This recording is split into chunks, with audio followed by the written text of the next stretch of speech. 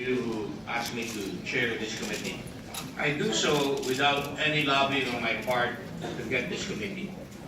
The Senate President is well aware of the fact that I never asked for the Blue Ribbon Committee, and what was left of the other committee, I accepted without any lobbying on my part. In this particular instance, hindi rin po ako nanghingi nitong committee ito. It's a very, very difficult task to handle, especially with the Blue Ribbon Committee and the Government Corporations Committee as well. I have handled 3 committees in my first time in the Senate.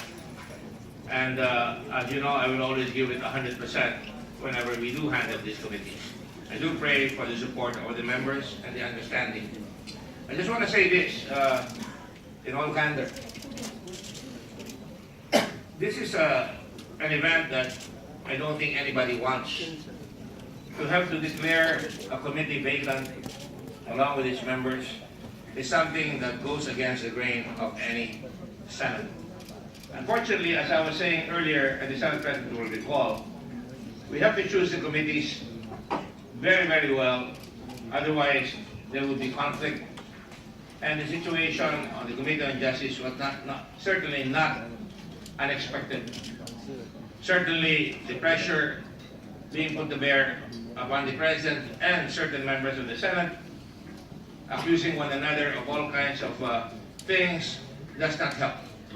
And certainly, the result was not totally unexpected. I'd like to bring to this committee, therefore, an objective investigation of whatever is brought before the plate, or whatever laws we have to sponsor, or meetings that we have to go. Certainly, a lot of consultation will have to be made. I voted reluctantly for this as well, but I voted with a clear conscience. And you know me, Mr. President, I do not vote half-heartedly. I make a decision, I go for it on all fours. And precisely because of that, I did not want a situation where we would be second-guessing what was going to happen next in the committee. Certainly, it may have put, perhaps, arguably, the Senate in a very difficult position, because every day, the issues before the Committee on Justice was getting the headlines. Rightly or wrongly, it was unfair to the Senate, it was unfair, more importantly, to the country. And certainly, it behooves us all to make sure that we go beyond the expectations of the public and go take the highest traditions that this Senate has had in the past. Now, Mr. President, it is precisely for this reason that I hope that everybody will understand and learn from this experience. Nobody is happy seeing senators being displaced from their committees, let alone the person involved. And we commiserate. But, you know, the situation in the country is very fluid right now, and there are many things coming out in the woodwork. The whole world is talking about the country, and from what I hear, and from what has been said by the President, particularly in matters involving foreign policy, I did expect that there would be reactions from the powers that be in the international community. And that is why I'm very concerned about the situation. I'm also concerned about the fact that the President is going around the country talking to the military. Everywhere. And you can see that every day.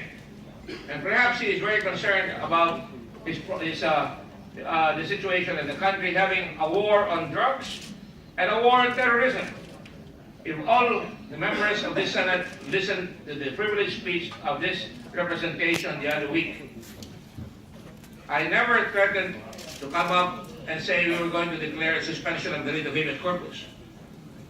Precisely because of that, I merely came out to this conclusion, Mr. President, because I fear the consequences. Because I didn't want the Senate polarized.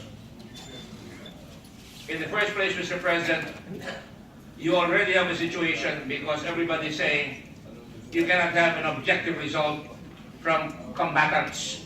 And there are combatants here from the executive and from the legislation.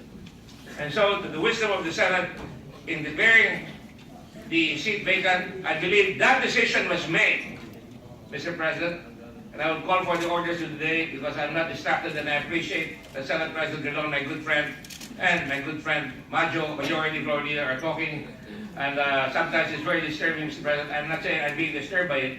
All I'm saying is delivering an extemporaneous speech would mean that I would get some, attention, so to speak, if I have to beg for it, and I'm not.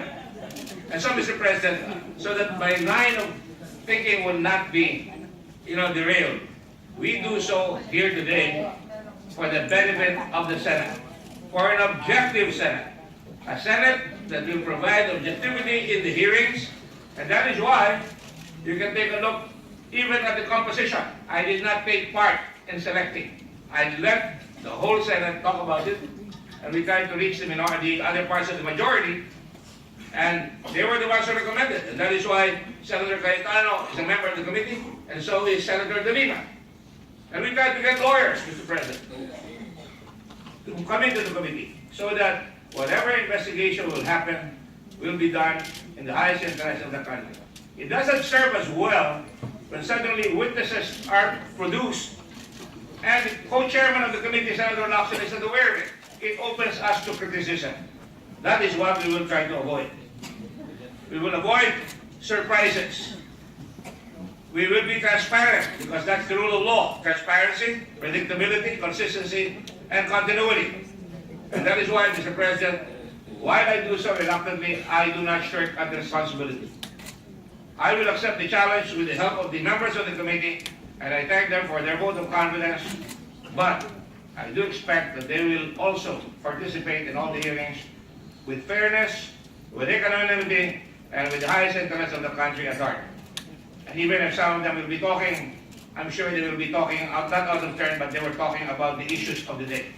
And hope that that will be translated into decisions that we're going to make in the future. Thank you very much, colleagues, and thank you very much, Mr. President. Thank you, Sen.Gordon.